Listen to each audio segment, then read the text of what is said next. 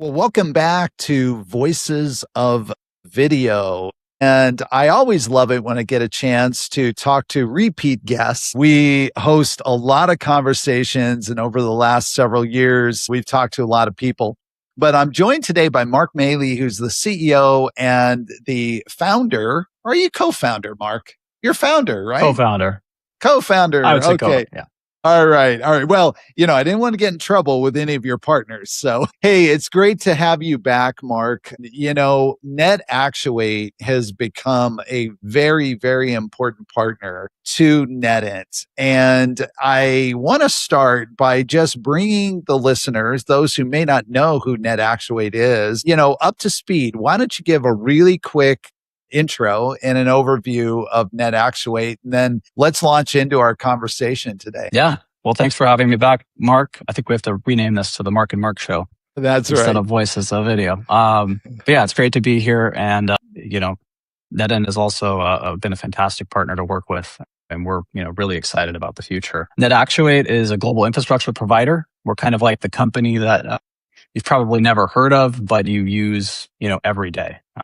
And we power, a significant number of foundational services across the internet. And so whether you're using your mobile phone or you're browsing or you're watching TV or you're streaming something, it's very likely that you're going through one of our services. We're the fourth largest network in the world by number of peers. It's other networks that we connect to. We process over 25 billion transactions a day, and we're in 45 global markets on every continent. Yeah, that's the short version. Yeah, exactly. No, I love it.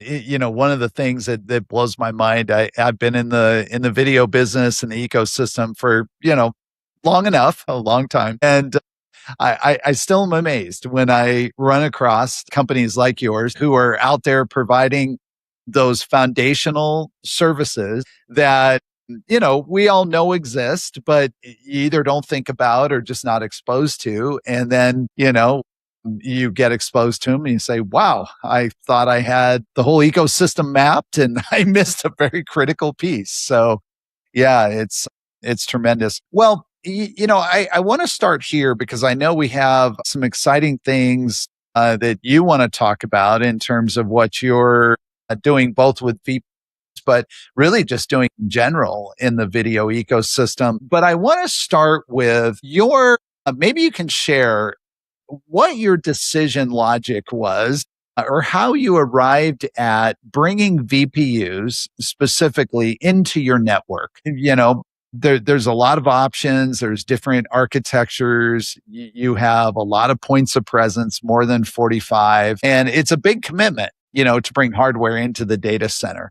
So walk us through that. How did you arrive at VPUs and what drove you to build out a VPU ecosystem on the NetActuate network? Absolutely. First I would say we're really, we're in the business of facilitating communication, right? That's what we start with. And it's kind of in our name, network and actuate is something that, moves something. And so, we're really in the business of moving the network. And the network, it's an amazing thing. You and I are talking, 1,000 miles apart in real time right now, right? For this. But the network is only useful when it's connected to things. And so, as you mentioned, that's infrastructure, right? That's different types of compute. There's all these different architectures. And every single company, every person, uses these things in different ways. And that's what makes the network and the communication and sort of the facilitation part of that exciting for us. And so, video plays a big role in real-time communication and how we're consuming content and how we're interacting just as human beings, sort of on that foundational level. And in terms of how we started to work with NetInt and really look at VPUs as opposed to all the other types of hardware that exist, it really comes down to customer demand. And the customers that we have, that are processing a lot of video or doing a lot of encoding or transcoding, moving a lot of bits around the world, looking at how can we do this, in a more cost-effective way. And so the NetInt VPUs that we have deployed, there's a significant cost reduction, and not just in terms of the hardware. I mean, when you're comparing, a VPU to $100,000 plus GPU, for example, or a $500,000 GPU, right? There's a significant cost savings. But in terms of power consumption, and the OpEx, which for us, again, 45 plus data centers around the world, millions and millions of customers every second using our stack and transacting. The operating cost is something that, is significant, and every single penny, right, matters. And so, the power usage of VPUs, there's plenty of case studies about this, obviously, that you guys have put out, and that I think we put out one as well. Is so significant that, really it makes a difference to the bottom line. And for us, that translates, directly to, savings and efficiencies that our customers and our partners can realize in their own businesses. Yeah. Yeah, that's right. It's super interesting the way that infrastructure, and this is my term, but, I think you would agree with this, is really transforming. Yes, there's kind of the traditional public cloud where, you rent CPUs and you pay by the hour, you pay for bandwidth, or, whatever the model is. And that's still viable. There's a whole lot of applications where that's probably the right model. But more and more, it's looking more like infrastructure as a service, where it's kind of less about building blocks that you rent, and then, the user kind of bolts something together, bolts an application together, and, and then, engineers a few components, and voila, they have a solution. It really is now, especially in video, about bringing the right hardware, making that available in a centralized location, which is kind of that infrastructure as a service sort of, way to think about it. I'm curious because, you guys have talked about VPU as a service. And, so I'm really curious, like this may sound like a naive question but what is what is VPU as a service? And how is that different than just, I don't know, the public cloud, which they have accelerators. So maybe you can give some insights into how you guys look at that, what you built, what makes your VPU as a service different than, sort of the more traditional offerings. Yeah, that's a great question. And you hit the nail on the head, really, in terms of how people consume or typically consume, the cloud today. And I think that the big difference, in terms of how we think about this problem and what we offer, and, why there's ultimately so much value for, the customers and partners that we work with, is that we really look at this in a number of different ways. So if you want to follow the public cloud kind of usage billing model, we have that. Right, you can spin up resources, you can attach VPUs to them. That can be virtual machines, it can be Kubernetes, and that's fine. There's typically in the public cloud a high cost to that. In terms of margin stacking and just, what you're actually paying for. Where we go beyond that, and how we think about VPUs as part of our ecosystem, is we let you have, dedicated VPU models, that can be dedicated hardware that's custom built to you. We also let you, if you want, have your own hardware with VPUs that we manage. And so, depending on CapEx or OpEx models, or where your business is and where the costs are, the economies of scale really change across these things. So you can take something that in the public cloud usage model, which might be great. Like, let's say you're a startup, right? Or you need, burstable things in a market maybe that you're not in yet. Yeah.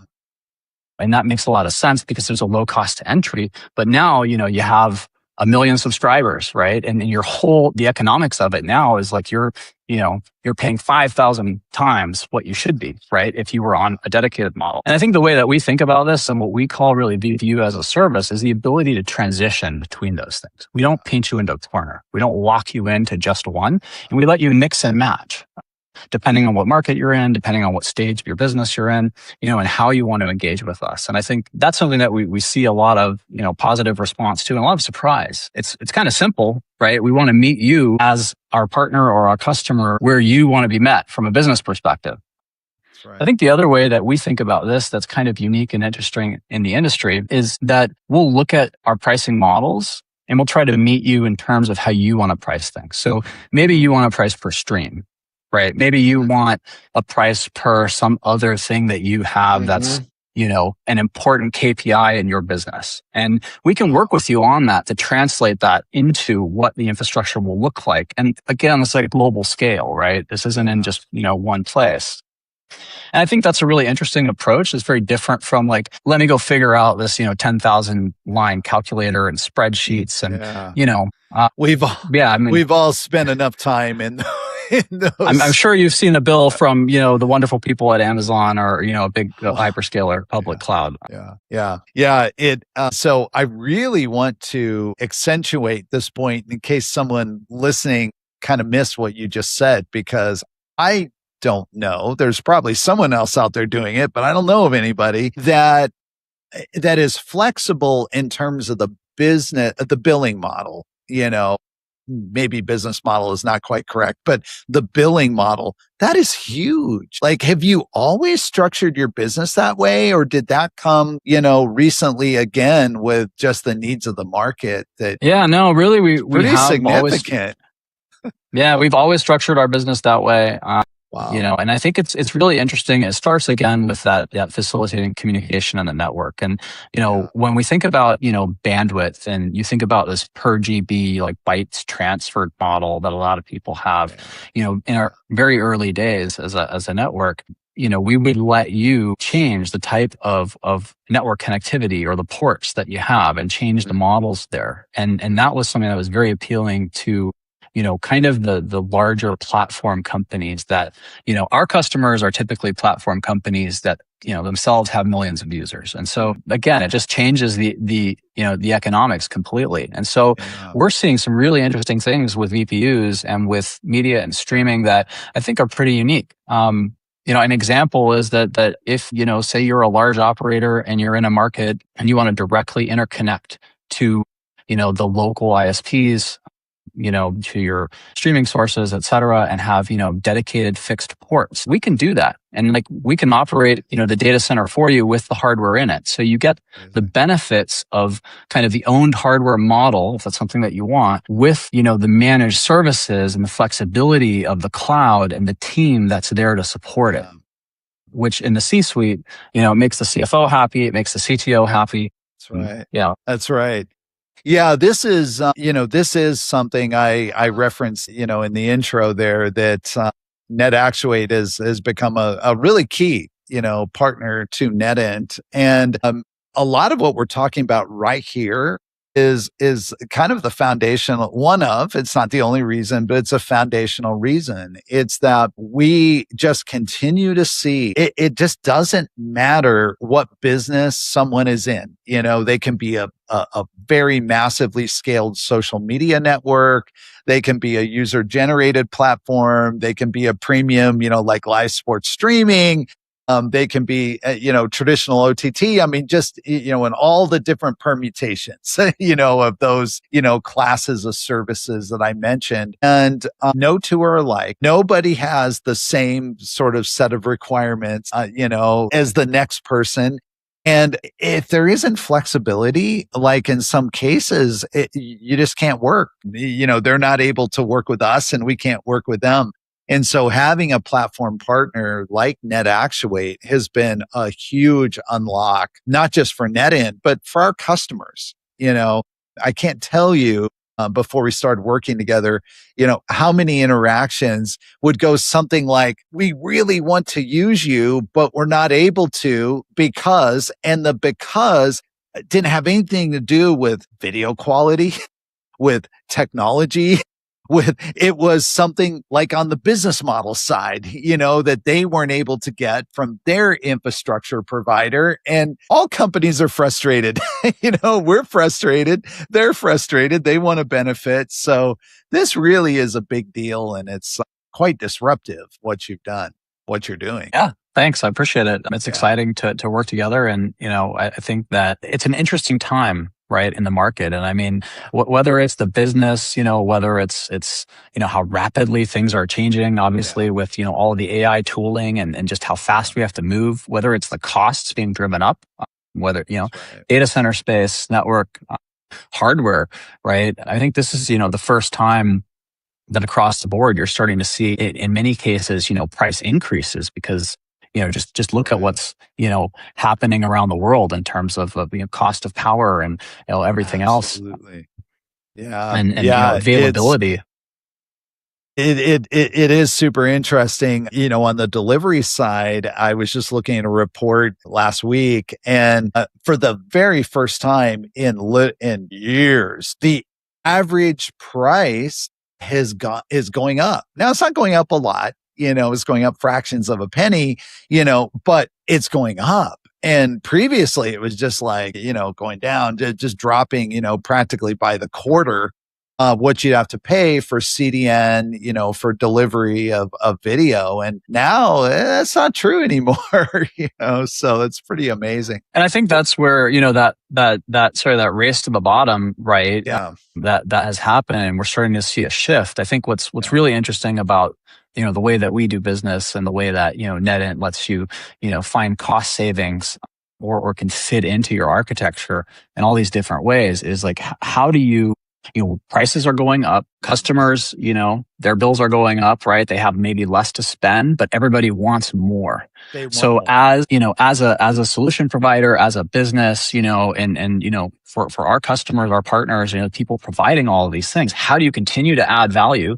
How do you not to charge people more or charge them the same? And really, where are you getting your margin from? How are you making money to afford all these things when the cost, I mean, I think we were talking about this in our last video, but the cost of a traditional server, say just a basic like $10,000 server, in some cases now it's like $40,000, right? It's like a 4x increase, nothing special, just a basic server. Yeah. Yeah. How do you not pass that on to your customers? And and then how do you stay competitive in this market? And I think what's really interesting about, the NetInt VPUs and how we're approaching this from a business model perspective is that we're finding those efficiencies for our customers and our partners. Yeah, for sure. For sure. And, I won't ask you to get into pricing because someone who wants to know can easily go to your website and get that. But you'll know that when you first gave us, what your price schedule was going to be. And,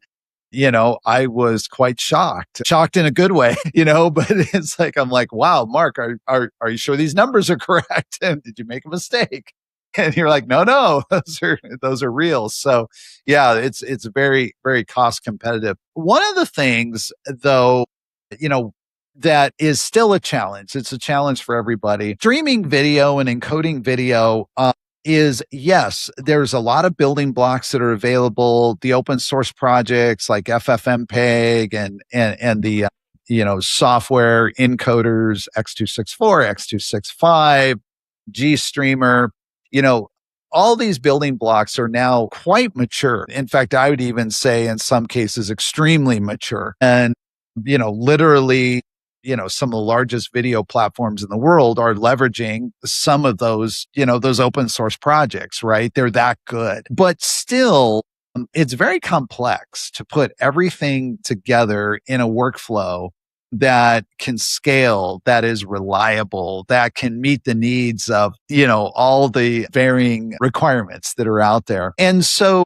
VPU is like an engine. I often describe, and, people who are maybe a little bit new to what we do, we get the question, okay, great. So I buy this and then does it replace my whole, I won't name a solution, but does it replace this or replace that? And in almost every case, I have to say, no, we're the engine, but you still need the car, you need the suspension, you need the braking system, you need a steering wheel, you need some sort of body, you need some seats, you probably want it to look good when you're sitting in the car and, you want it to be snazzy on the outside. And I know you're a car guy. It's a passion we both share. So this is an analogy that works really well. But, you're in an interesting place because you have the infrastructure, you're hosting these engines, but yet people still need to buy cars, So what are you doing about that? On other platforms, they have marketplaces and, they have, in some cases, just preferred partners that will build things for you. And, so how does NetActuate handle that? Yeah, that's a great question. As you were speaking, I was thinking about, even just the NetInt VPU ecosystem, right? Which we're a part of. And it kind of really is, all these different solution companies and that are all doing or building different components around that. They're the supply chain, right, to the car manufacturer. But even so, right, there's many different brands. There's all kinds of things that go into those into those cars. And you're exactly right. I think that we have three major things that we're doing around VPUs. The first, the VPU as a service, and really, having that foundation. Since we last spoke, we've deployed VPUs to 18 global locations. So, you can get VPUs in Africa, in South America, in Asia, in Europe, Wow. North America, right, instantly. Wow. If you want on our platform, which is a pretty big differentiator. And coming up at IBC, which I'm looking forward to meeting you in person, we'll be, launching sort of a new enablement layer, including a marketplace that brings together all of the different, vendors and partners and, solutions that can take advantage, of VPUs, but also, connect, going back to us facilitating communication as a platform, really connect into all of the existing infrastructure and ecosystems that they have. And I think that's going to be something that's really powerful. There'll be more announcements around IBC, and you'll be able to come by our booth and get a demo of this. We'll be co-located within the NetInt booth, which we're excited about. And as of now, we have over 100 plus solutions that will be a part of this at launch. Wow. Amazing. Amazing. I think, I think that's going to be huge because, there's that next level above. The one thing about marketplaces that I think we've all experienced is, they are definitely useful when you have sort of a solution that, how do I say it? It's commodity software, but I don't mean commodity meaning like, oh, there's 18 or 20 or 30 or 100 other companies that have software that all does the same thing. I mean more commodity, like it runs on x86. It could run on this public cloud or that public cloud or in your own data center. And it's all going to work the same, and then marketplaces are great. You can go and, you can, one click, it installs on your instance and you can kind of use it. Everything's good. But as, I just said a few minutes ago, and as all of our listeners know, video just doesn't work that way. You don't just, one click and, or at least it doesn't for, 90%, if not 95% of the services that are out there. There's special requirements. There's nuance to the way that, the delivery needs to happen. There's certain technologies that you want or you don't want, for various reasons. And so I think what's going to be really huge with this is that this isn't just kind of another marketplace. I've had a preview. I know, some of the partners in there, and this isn't just another marketplace that is sort of, a marketing aggregator.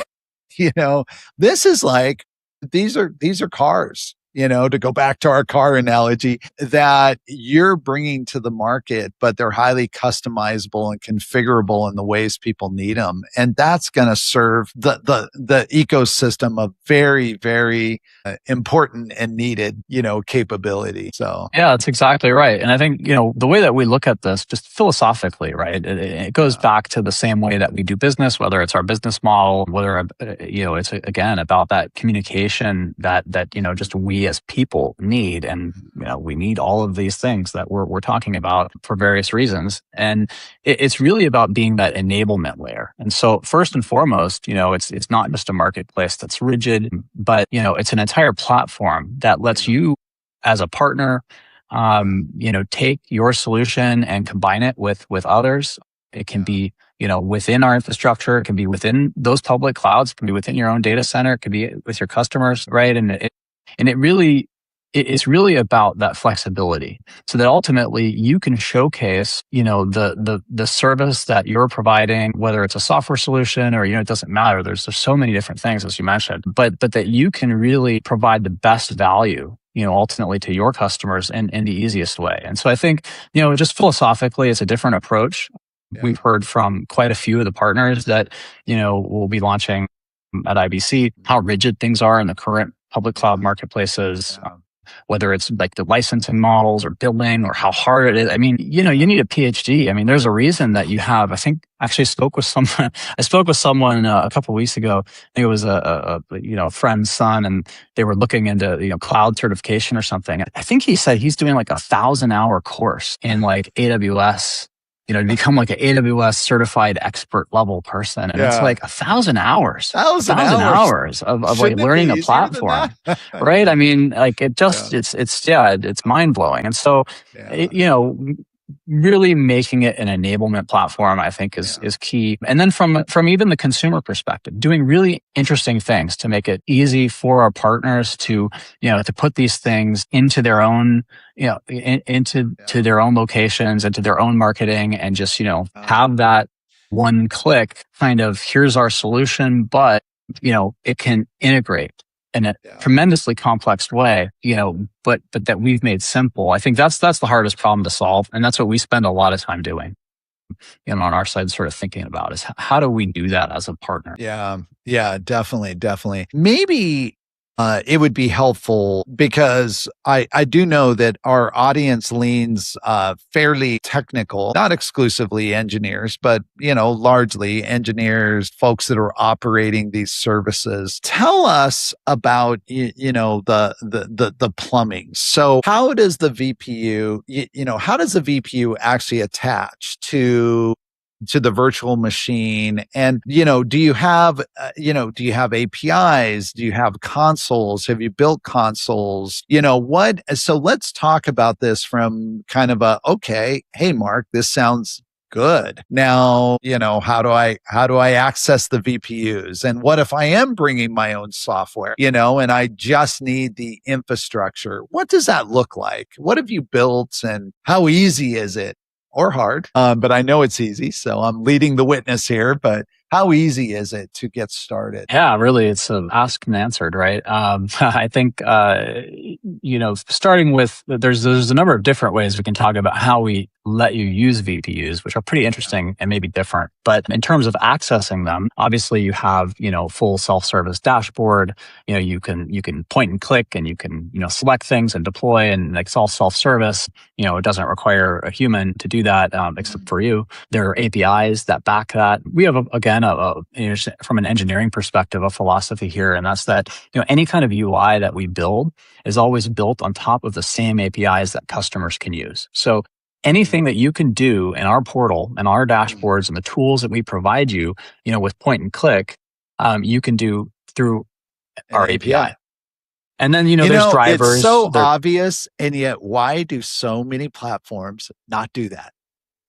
It feels like they're like, different countries, right? Like they're and then like there's the UI team, and then there's the like API and there's the team. API team, they're completely different. Shall never meet. Right. Exactly. Right. Oh, we can't do that. We can't do what you can do in the UI and the API, and vice versa. And it's complicated. I don't know. So it's weird, I think that's right? just, we've always built our UIs on top of that same customer facing API. Then, there's SDKs, there's drivers for all the common like DevOps tooling, that you would use. And then, more recently, and obviously these leverage the APIs and, MCP servers and things like that, but there's the whole AI component of it. And, in our last Voices of Video, we went through some of that, but, you can literally just ask your AI assistant to, give me a VPU-enabled. You showed off the MCP server. Give me a VPU-enabled system that does this kind of ladder and this, encoding or transcoding or whatever, and connect it to this, and it'll run away and in a few minutes do everything for you. So those are the ways you can interface with us. And then the second part of your question was how do we expose the VPUs to you? And I think that's pretty interesting. So from a technical perspective, if you're talking about things like virtual machines, or cloud instances, we let you attach VPUs to those instances with virtual functions. If you do that, you get like extra data that we show you in our dashboard, but we don't limit you there. We let you also do direct physical pass-through. We give you an entire stack to manage firmware, is something that there's a lot of innovation happening pretty rapidly. And so you don't want to be locked in, right? And I think it's one of those things when you're talking about VPUs or GPUs or any kind of hardware card, you want to be able to manage it, whether it's virtual or physical. So we let you do that. Obviously, on the dedicated hardware side, right, you have full access to the hardware, multiple VPUs that can be attached and detached from systems. And then we do something else, which I think is pretty cool. And that's on the VPU pooling side or the Kubernetes side. And so this is actually something that's available today in our stack, but we haven't officially announced it. So I guess I'm announcing it here, or we're launching it here. You heard it here, folks. In our in our managed Kubernetes stack, we let you build VPU-enabled pools. And so now you can have, if you utilize Kubernetes in your stack, you can create an automated pool and attach VPUs to your Kubernetes nodes, your workers. And then if you're doing, any kind of transcoding or encoding or whatever, you can basically spin up nodes or have nodes spin up, automatically, that leverage. And so as you're using VPUs, right, as you've got load coming in, you spin up more instances, you use them. And as that diminishes,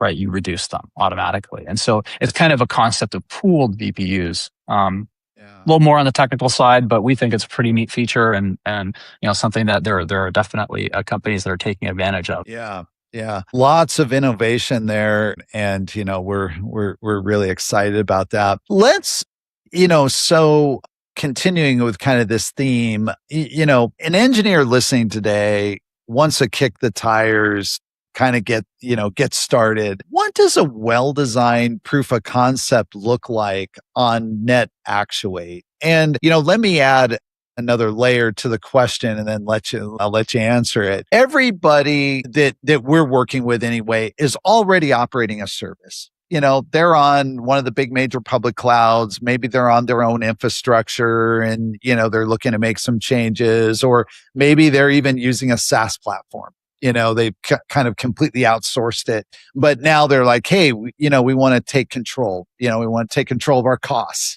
from the public cloud. In other words, we don't want the runaway SaaS bill.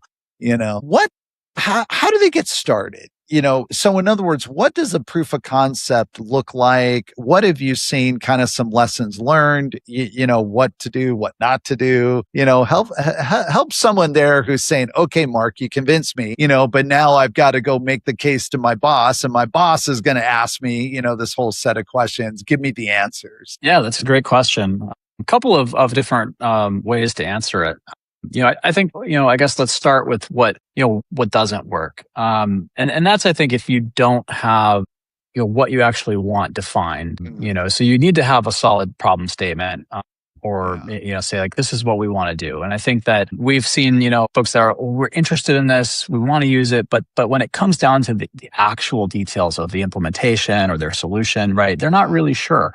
And so, that's not necessarily a place where you're ready for a proof of concept. It's more, let's have a conversation. Let's understand, what you're trying to accomplish from a business perspective. Let's map it to that. And then, for the proof of concept to be successful, you just want it to be well-defined. I think that resourcing is the other thing.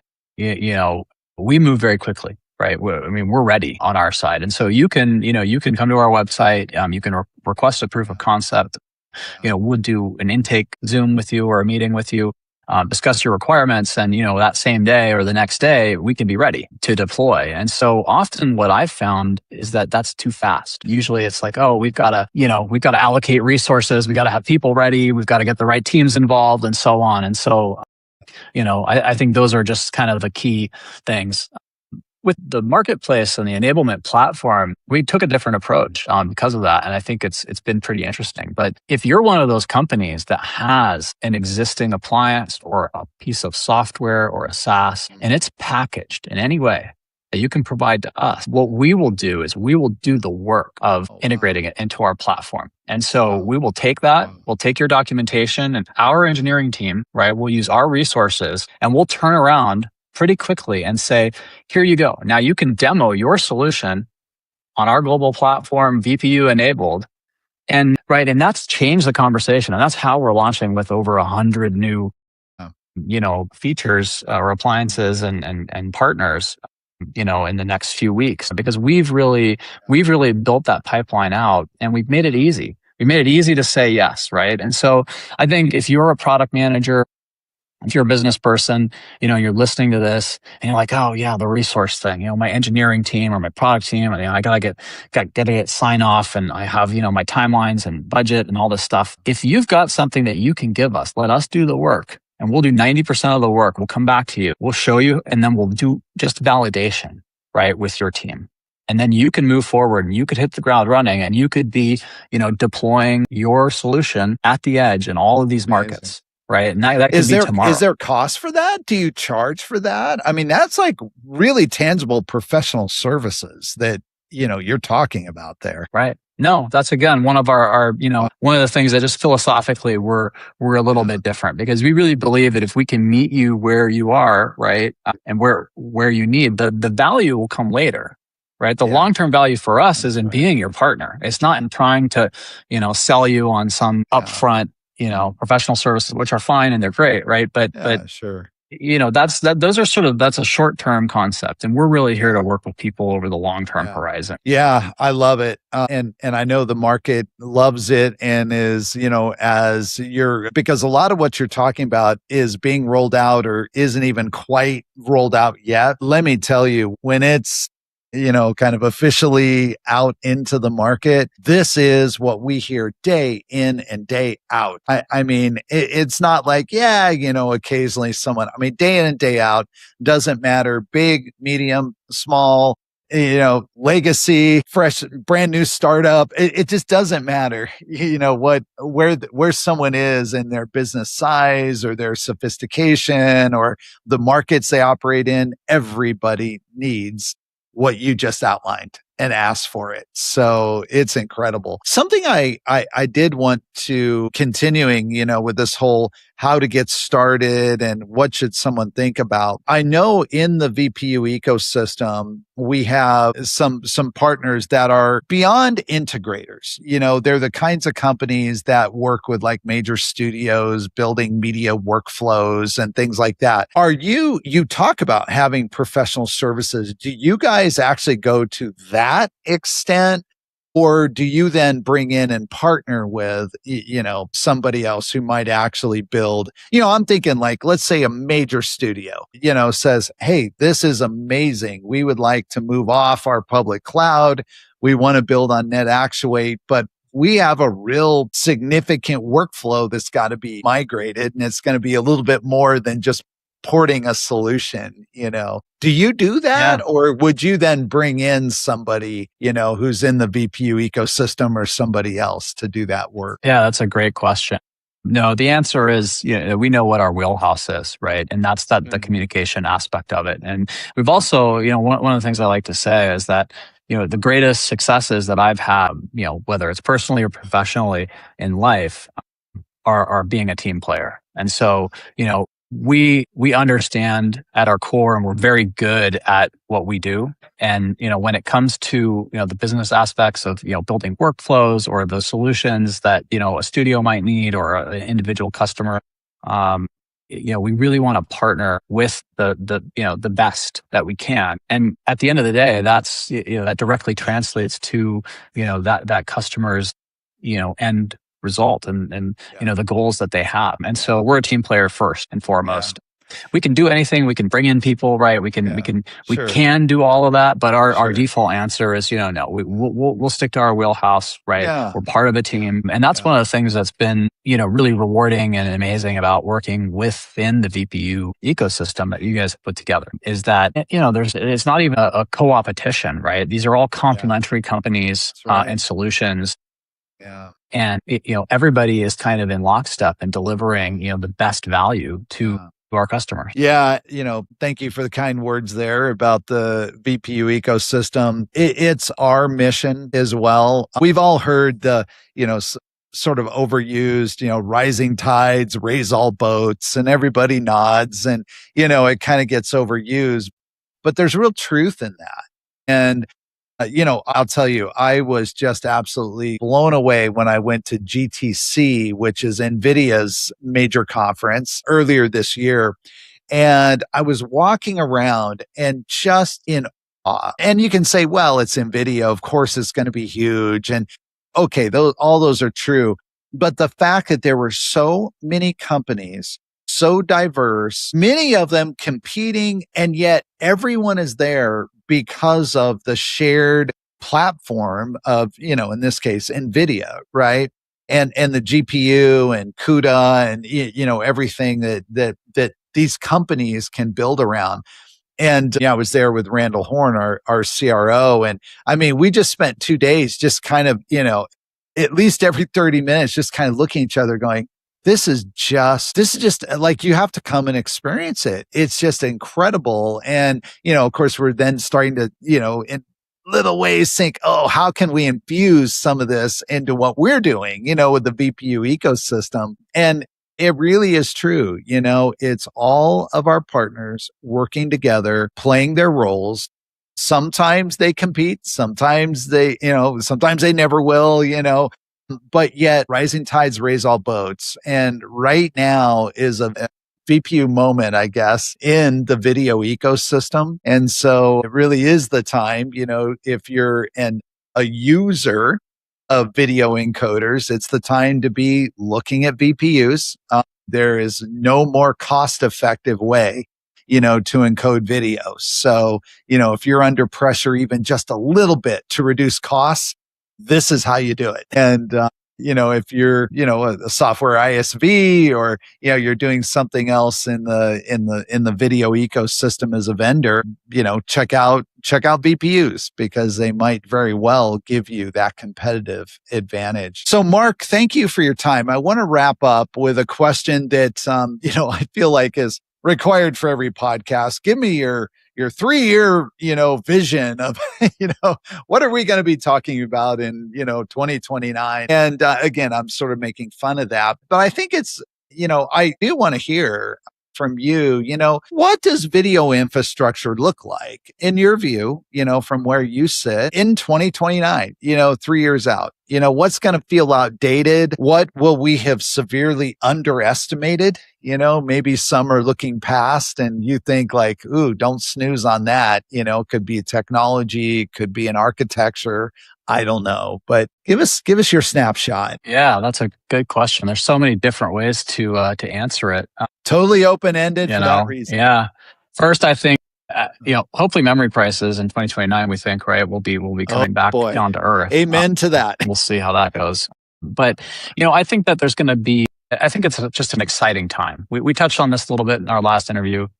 But, how the pace that we're moving at right now. I mean, what's true today, isn't necessarily going to be true, tomorrow. Certainly not next week and definitely not in 3 years. And I think if there's one truth, right, it's that. And so, I think a lot about this from a business and from a leadership perspective. But how do you prepare for that? How do you innovate? How do you compete?